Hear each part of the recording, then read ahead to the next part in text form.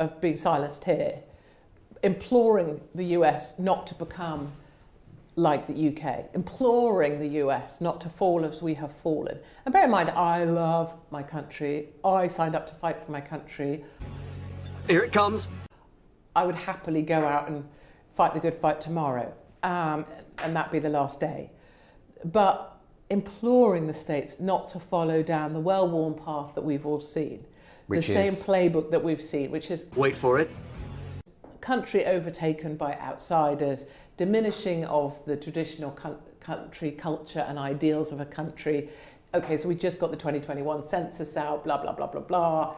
Less than half the country are Christian, most identify as atheist.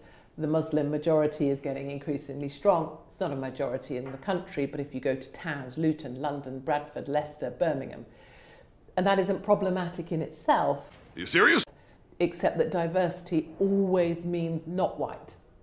And no one will recognise that at the point that whites are not a majority, sorry, they're a minority, they should also have some rights. Fact. It will be important to look after white people just as it's important to look after ethnic groups and others.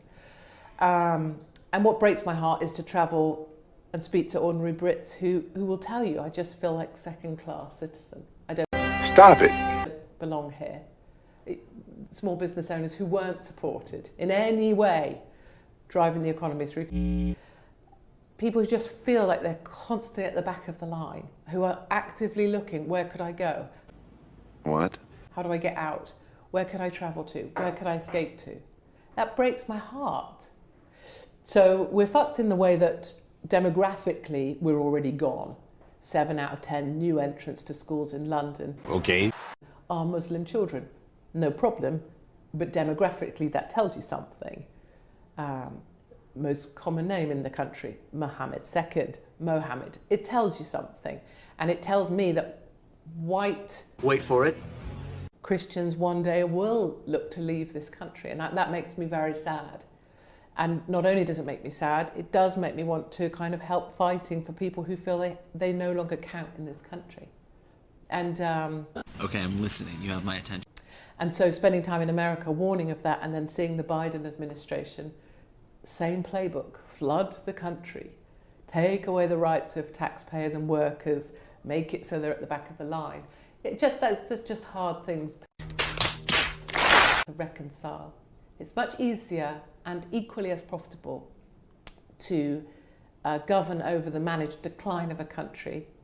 And it's much harder to fight for a country, which is, in my opinion, why wait for it, people hated Trump so much, because he actually was fighting for America.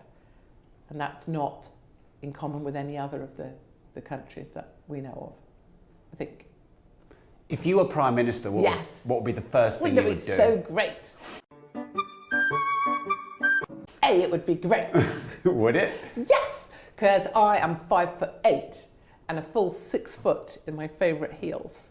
And Rishi Sunak is 5'4". And I appreciate this could be seen as heightist. Stop it. And that has absolutely zero relevance come on now, to anything. Robert, what are you saying? All short people invariably have issues, right? Can we agree Don't all that? people have issues? Short people have more issues than all people. Can we agree that? I need more time to think about that. I'm not coming under that bus with you just yet. When you see a short person, do you think, oh, there's a nice person, or do you think, oh gosh, that person's short? I think. Stop it. The second thing, I also see men who are incredibly short but very wide, because they're trying to compensate for the issue by becoming wider. I don't think that helps. It's the reason I quit The Apprentice. Lord Sugar is nipple height. I can't work for someone who's nipple height. So that was a lie. Rishi But Sunak. he's made 800 million. Not bad for a short guy. You're obsessed with cash. No, I'm not. Lord Sugar. That was a projection, Katie. Sadiq Khan, nipple height. Dr. Fauci. Fill it in, fill in the blank. Nipple height. See what I'm saying? How tall's Donald Trump? He's tall. Well, there you go. So. Like a skyscraper. A big ginger skyscraper. You're getting aroused. Yeah, totally. Testicles, all about.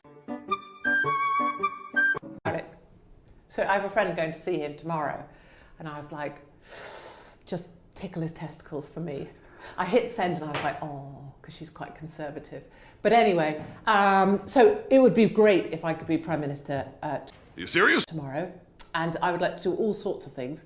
But the first thing I would do, I would make it, well, an absolute guarantee there would never be a lockdown in this country, not ever again, and no one would ever be obligated to have any kind of medical procedure for as long as they lived or died. I would make it such that people who wanted to make Britain great, and that can be anyone from any background, culture, country, religion, whatever, anyone who's working to make Britain great, somehow, I don't know what the pass is, but like a fast pass at Disney, they get that. They get help to do that, they get free parking, they get reduced taxes, they get whatever incentivises, oh my God, the grafters, the workers, small businesses and wealthy individuals. And then after that, we'll sort out the rest of the shit. But we have to turn over this idea that more and more people are currently thinking, and Martin Lewis, the money expert, What?